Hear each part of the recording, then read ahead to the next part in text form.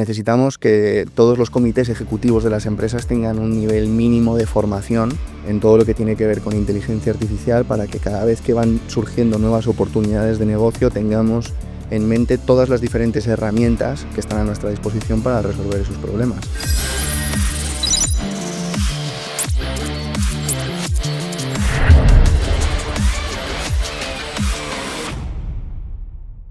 Bienvenidos al podcast All Unities Data de Mioti. En este episodio, el número 17 ya, vamos a hablar sobre la apuesta de Amazon Web Services en inteligencia artificial. Y lo vamos a hacer con uno de nuestros profesores más queridos, con Thomas Woodhull. Thomas es Enterprise Solutions Architect en AWS. Y bueno, pues quién mejor que él justamente, ¿no?, para hablarnos de la apuesta de AWS en inteligencia artificial. Bienvenido, Thomas. Muchas gracias, María. No, la verdad es que es todo un honor estar aquí por fin en el podcast, después de tanto tiempo dando clase aquí en Mioti, y la verdad es que estoy encantado. Bueno, a mí siempre me gusta empezar el podcast por una pregunta un poquito más personal. Tú llevas ya más de 6 años en AWS y has conseguido todas las certificaciones activas que hay en la compañía. Has entrado en la comunidad Golden Jacket. ¿Qué es lo que has ido aprendiendo, ¿no?, a lo largo de este camino de cómo construir una carrera sólida en tecnología? Bien, pues como dices, María, ¿no?, al final la verdad es que ha sido todo un reto obtener todas las certificaciones de AWS. La verdad es que si echo la vista atrás, si me acuerdo del Tomás que entró en AWS y veía esto como algo súper lejano, pues la verdad es que ahora me llena de orgullo haberlo conseguido, ¿no? Pero yo creo que es algo fundamental para un rol como el mío. Al final, como tú comentas, soy Enterprise Solutions Architect y mi rol principal es trabajar como consejero para las empresas más grandes que tenemos aquí en España. Entonces, mis principales interlocutores son CTOs, CEOs, CIOs, que en la mayoría de los casos no vienen pidiéndome un requisito tecnológico, vienen pidiéndome o contándome un problema de negocio real. Y no es tanto como constrúyeme algo con Transit Gateway o con EC2, sino más como cómo puedo acelerar mi time to market, cómo puedo hacer que mi audiencia tenga una cantidad mayor de engagement con mi contenido, cómo puedo conseguir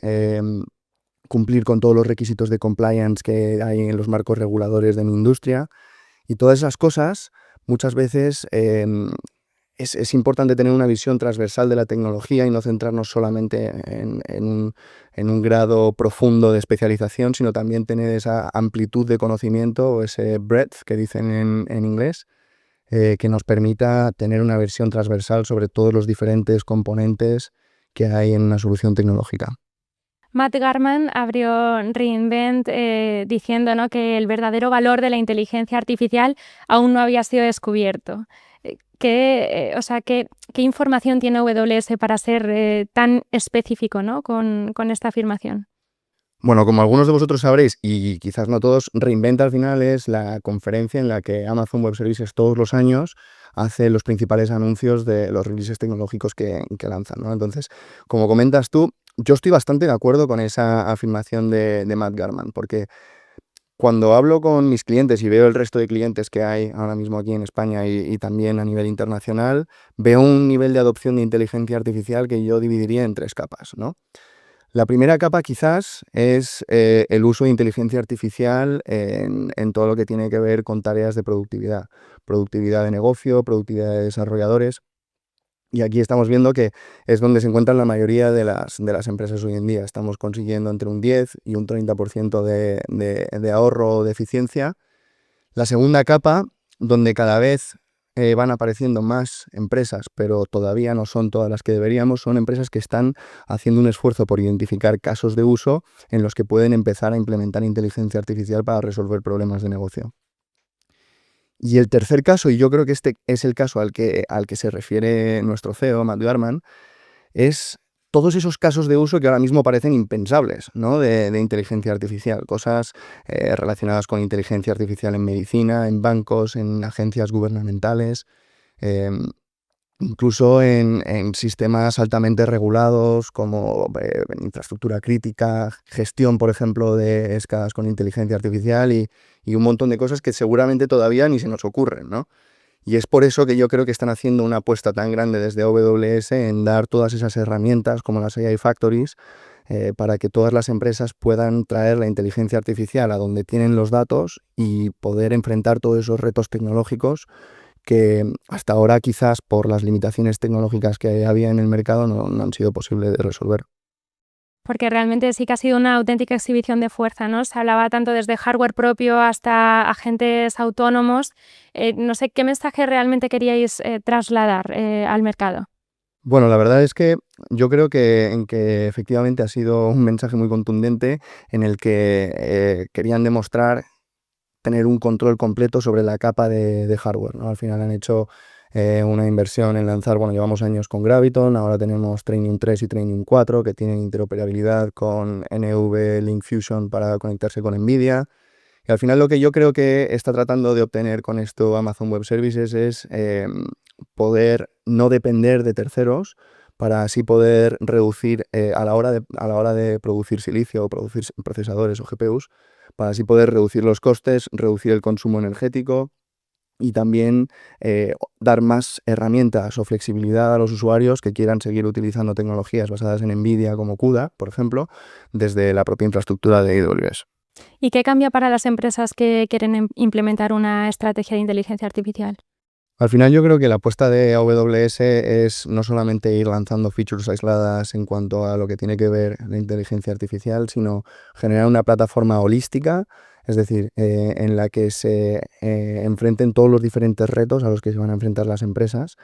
con un montón de nuevas herramientas que nos van a permitir desde traernos la inteligencia artificial a nuestros data centers, tener una flexibilidad mucho mayor a la hora de utilizar silicio gracias a, bueno, ya teníamos Graviton, ahora Trainium 3, Trainium 4, la funcionalidad de compatibilidad con NVLink Fusion de NVIDIA.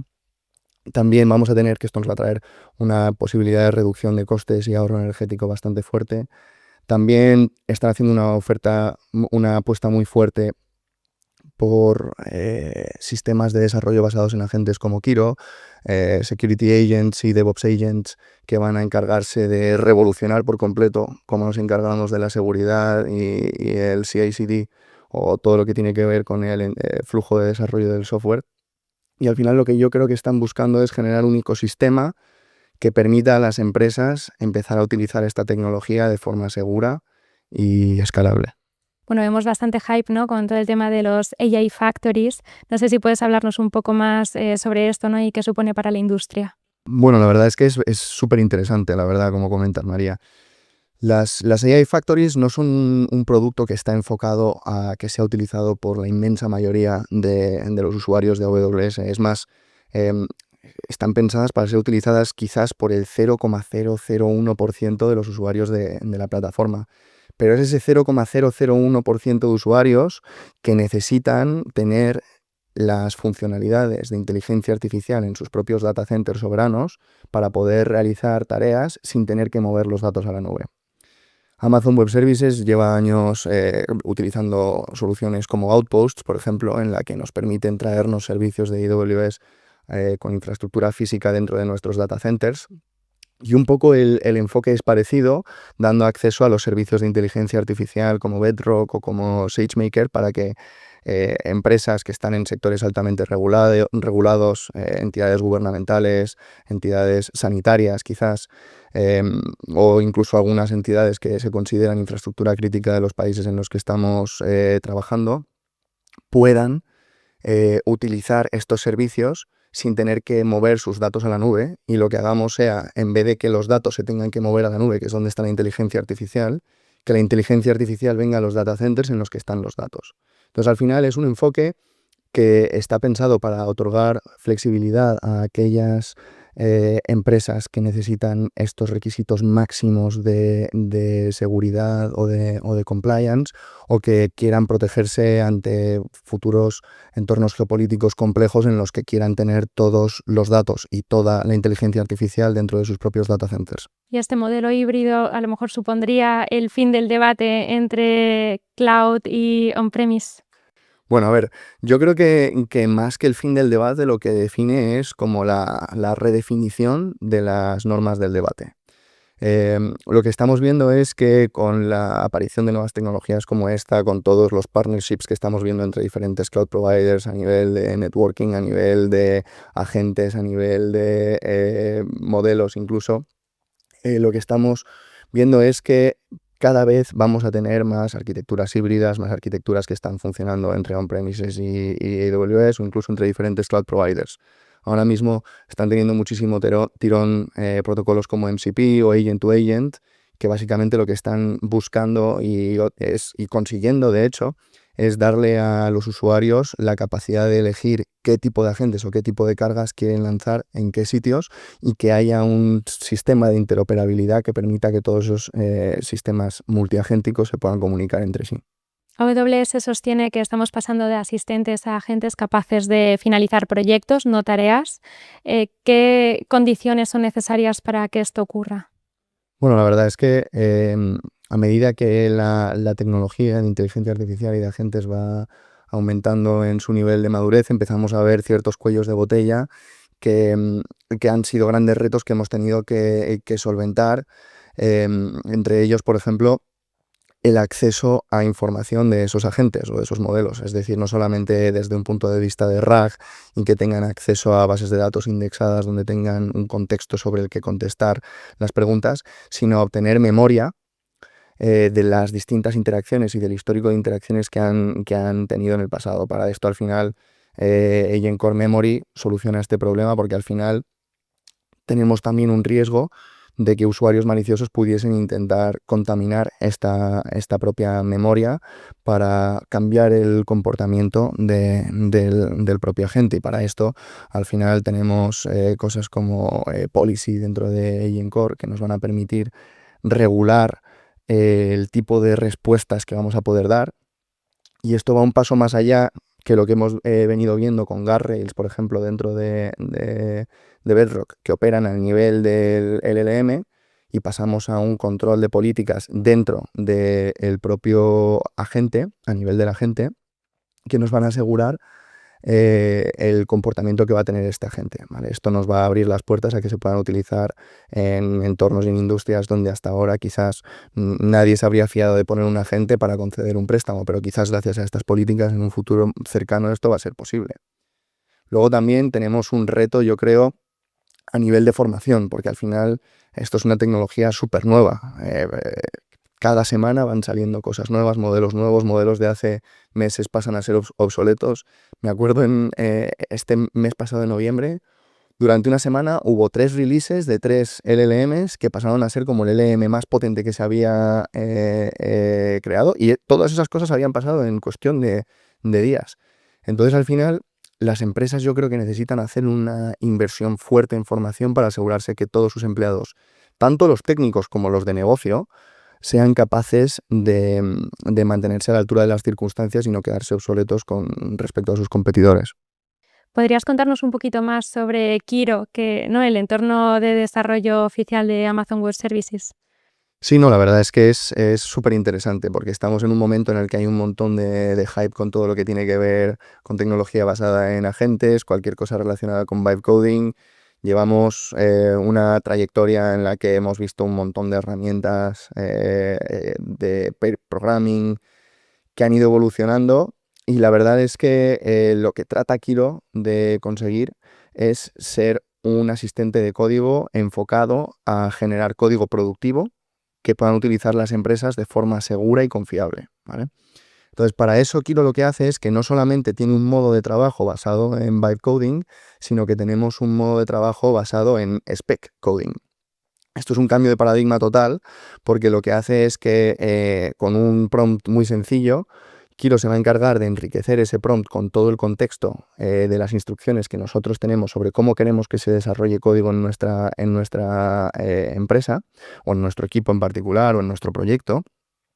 Y con todas esas instrucciones lo que va a hacer es primero generar un fichero de requisitos, ¿vale? En el que no hay cosas técnicas, simplemente hay requisitos de negocio, de cómo tiene que funcionar la aplicación. Después de ahí vamos a pasar a un fichero de diseño en el que ahí ya vamos a empezar a elegir qué frameworks vamos a utilizar. Y Kiro va a generar todos estos ficheros de documentación que van a ser como una especie de prompt extendido Y una vez hayamos decidido todas las diferentes frameworks que vamos a utilizar, librerías y todo esto que van a estar guardadas dentro del fichero de diseño, pasamos a un fichero de tareas en el que se generan una lista de tareas que podemos asignar a los diferentes desarrolladores de nuestro equipo, podemos ir lanzando y probando. Y entonces esto genera una aproximación al trabajo de desarrollo con agentes completamente diferente a lo que hemos estado viendo hasta ahora y que permite a las empresas tener un mayor control sobre cómo se está desarrollando el código dentro de sus equipos, ¿vale? Entonces, esto lo que hace es que genera un código muchísimo más robusto. También podemos generar automatizaciones para hacer chequeos de seguridad, para generar documentación, para hacer unit tests. Entonces, al final se convierte en una herramienta muy potente que, que aumenta la productividad de forma exponencial de los usuarios. Yo la estoy utilizando mucho a título personal y la verdad es que estoy encantado. Y, y de hecho es tan potente que el propio Amazon y Amazon Web Services lo han convertido en su entorno de desarrollo oficial. Ahora en Reinvent han sacado todavía más features en las que están empezando a generar interconexiones con third-party tools que van a ir creciendo y creciendo, y la verdad es que tenemos un roadmap de features que van a venir bastante prometedor, y yo creo que es un entorno de desarrollo que va a ser muy disruptivo en el mercado y que ya lo está siendo, porque yo mismo en mis clientes estoy viendo un grado de adopción bastante rápido y alto. En AWS tenéis vuestro Security Agent. ¿Qué está suponiendo para los auditores de seguridad y los CISOs de las empresas con las que trabajáis? No, la verdad es que esto cada vez más va a traer un cambio de paradigma, ¿no? Va a tener un impacto muy fuerte en todo lo que va relacionado con el pilar de seguridad del Well Architected Framework, en el que tareas que antes realizábamos de forma manual, como revisar las reglas de nuestros firewalls o incluso tareas de pentesting, ahora vamos a poder realizar todas esas cosas de forma automatizada con este tipo de agentes. Y cada vez vamos a ver un aumento gradual de la automatización que tienen y de la inteligencia y capacidades que tienen estos agentes, y por su contraparte va a traer consigo una reducción significativa de las tareas que vamos a tener que realizar nosotros de forma manual para gestionar un SOC o gestionar una plataforma de seguridad de cualquiera de las soluciones tecnológicas de nuestros clientes. Hemos visto que desplegar agentes de inteligencia artificial está siendo un reto para algunas compañías. ¿Cómo afrontáis estos retos desde AWS? Efectivamente, hay una serie de retos a la hora de desplegar estos agentes. El primero viene desde la capa de cómputo, de la capa computacional, en la que necesitamos aprovisionar máquinas virtuales para que estos agentes puedan estar corriendo, donde históricamente hemos visto muchas empresas que están utilizando frameworks basados en contenedores como Kubernetes para poder lanzar agentes, pero esto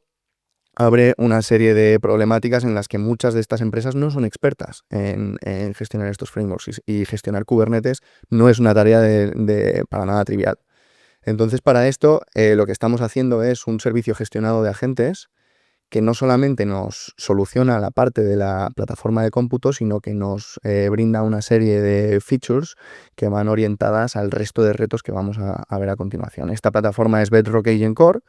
donde tenemos el módulo Gateway, que va enfocado a tener como una plataforma serverless para la gestión de agentes. Es completamente compatible con MCP, con modelos open source de agentes tipo Strands y el resto de los que podemos encontrar en el mercado típicamente. Y nos permite de una forma muy sencilla, es añadir 2 líneas de código en muchos casos para poder lanzar nuestros agentes directamente sobre esta plataforma. ¿Qué es lo siguiente que necesitamos añadir? Pues una serie de módulos, como puede ser el módulo de memory, en el que lo que vamos a darle a la gente es la capacidad de tener una memoria sobre el histórico de llamadas y de inferencias que ha realizado anteriormente. Vamos a tener otro módulo muy importante que es el de policy, ¿vale? Porque necesitamos poder establecer unas barreras sobre qué es lo que puede realizar nuestro agente y qué no, no ya al nivel del LLM, sino al nivel del propio agente, para poder asegurarnos que nuestro agente se va a comportar de una manera y no de otra, y poder poco a poco empezar a utilizar agentes en casuísticas que antes no serían imaginables. Por ejemplo, conceder préstamos o, como hemos comentado antes, otro tipo de casos de uso parecidos a este. Luego también tenemos otro módulo muy importante que es para esto, que es el de Evaluations, que es un módulo que nos permite evaluar el funcionamiento de nuestro agente. Al final, lo que está tratando AWS es de generar una plataforma que encara todos los diferentes retos, que funciona sobre el silicio o sobre la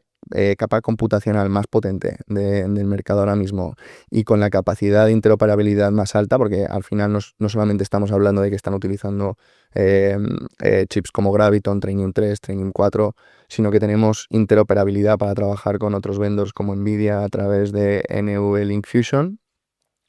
y que además estamos generando toda esta serie de features que nos van a permitir eh, desplegar todos estos agentes que la industria requiere de forma segura y escalable. Desde tu rol con clientes como MotoGP, Wallapop, Red Eléctrica, ¿dónde estás viendo mayor ROI en la aplicabilidad de la IA? Bueno, al final, volviendo a lo que decíamos antes de las 3 capas, ¿no? Yo creo que todos están tratando de mejorar en la primera capa, en mejorar su productividad tanto en desarrollo de código, su productividad a nivel de negocio con herramientas como QuickSuite. Em, pero donde veo un segundo patrón es como un low hanging fruit o algo muy sencillo de conseguir, en lo que se están enfocando es en ciertos casos de uso que típicamente se realizaban con modelos de inteligencia artificial tradicionales, empezar a explorar cómo podrían funcionar con Large Language Models o modelos fundacionales, cuáles serían las métricas que tendrían y los diferentes KPIs de cómo funcionarían, porque en algunos casos pueden ahorrar sumas significativas de dinero. Y ejemplos de esto pues es en casos de personalización, en casos de traducciones, en casos de pasar de texto a voz, generación de imágenes, todo este tipo de cosas, detección de objetos en imágenes incluso, que típicamente hemos necesitado modelos propietarios de Machine Learning que están enfocados a realizar una sola tarea. Ahora tenemos modelos como por ejemplo los modelos de Nova de AWS, que tienen un coste muy reducido, que nos permiten realizar estas tareas con el mismo nivel de calidad, con un coste muy reducido. Es cierto que esto no sirve para todos los casos de uso, porque hay algunos casos de uso que por su latencia necesitan un modelo tradicional que tenga una latencia más baja y que podamos realizar esta inferencia de una forma más rápida de lo que lo hace un modelo fundacional, pero hay muchos otros casos de uso en los que estamos empezando a ver que esta aproximación está generando un beneficio muy grande para las empresas. Y ya, Tomás, para ir cerrando, y muy interesante de todo lo que hemos hablado, a mí me gusta ponerme siempre al final de los podcasts, y los que siempre ven los episodios de este podcast lo saben, me gusta ponerme un poco futurista. Pero es verdad que, bueno, esta pregunta, aunque es un poquito futurista, más que futurista, yo creo que es sobre todo útil para todos los CEOs que nos escuchan, para todos los que tienen que tomar decisiones importantes dentro de las compañías. Si a ti el día de mañana, ¿no?, te llegase, por ejemplo, un CEO, ¿no?, de alguna de las compañías con las que trabajas y te preguntase cuáles son esas 3 decisiones estratégicas que debería de tomar para no quedarme atrás en esta economía de la inteligencia artificial, ¿cuáles serían para ti? Pues la verdad es que sí que es una pregunta muy interesante. Yo creo que la primera que mencionaría sería que toda la parte relacionada con inteligencia artificial que históricamente ha colgado de la rama de los CIOs o de los CTOs, tiene que tener también representación en la parte de negocio. Es decir, tiene que ser un componente que también se gestione desde la parte del CEO y que no puede colgar exclusivamente de la parte tecnológica. Necesitamos que todos los comités ejecutivos de las empresas tengan un nivel mínimo de formación en todo lo que tiene que ver con inteligencia artificial, para que cada vez que van surgiendo nuevas oportunidades de negocio tengamos en mente todas las diferentes herramientas que están a nuestra disposición para resolver esos problemas. Y todo ello parte de que toda la inteligencia artificial esté muy presente en todo lo que es el ámbito de los CEOs y de negocio. Y fíjate, y también para complementar un poco tu respuesta, nosotros justamente aquí en Mioti, todas las formaciones que hacemos para compañías, cuando formamos justamente a los comités de dirección, varias de las sesiones que se ven con ellos justamente son un poco ese roadshow de herramientas de inteligencia artificial, ¿no? Más allá de un poco entender qué es la inteligencia artificial generativa y hacia dónde va, también que sepan cuáles son todas esas herramientas que tienen a su disposición, ¿no? Y cuáles deberían de utilizarse para cada una de las áreas, ¿no?, cada uno de los equipos, en función de también lo que se quiera, ¿no? Y yo creo que aquí al final es muy importante, ¿no?, que las personas que toman las decisiones desde arriba sean capaces de entender cuál es el potencial de esta tecnología para poder ver un poco, ¿no?, cuál es luego cómo implementarla dentro de la organización, que muchas veces parece que, yo creo que más antes, ahora ya se están poniendo mucho las pilas, ¿no?, pero parece que antes era algo mucho más del rol del departamento de tecnología y ahora estamos viendo, ¿no?, cómo todos se suman al carro y la importancia de que se sumen justamente los de arriba para que entiendan realmente esta tecnología, ¿no? Sí, no, y la verdad es que es un gusto ver que cada vez más, cuando damos formaciones a empresas aquí en Mioti, por ejemplo, o también desde AWS, los perfiles que vienen ya no son solamente perfiles técnicos, cada vez vienen más perfiles de negocio, cada vez vienen más pues, desde partes de estrategia de negocio, diseñadores, o sea, todo tipo de usuarios que van a venir a este tipo de formaciones y que realmente son fundamentales que las tengamos. En segundo lugar, el segundo consejo que les daría es que al menos cumplan con la primera capa, es decir, que toda la parte de herramientas de productividad, tanto para desarrolladores como para empleados en la parte de negocio, empiecen a utilizar herramientas de productividad basadas en agentes, porque si no se van a quedar atrás y no van a poder competir con el resto de los competidores de su industria que ya las están utilizando. Y en tercer lugar, lo que yo animaría a los CEOs de España es a que hagan un esfuerzo e inviertan muchos recursos en identificar cuál es ese caso de uso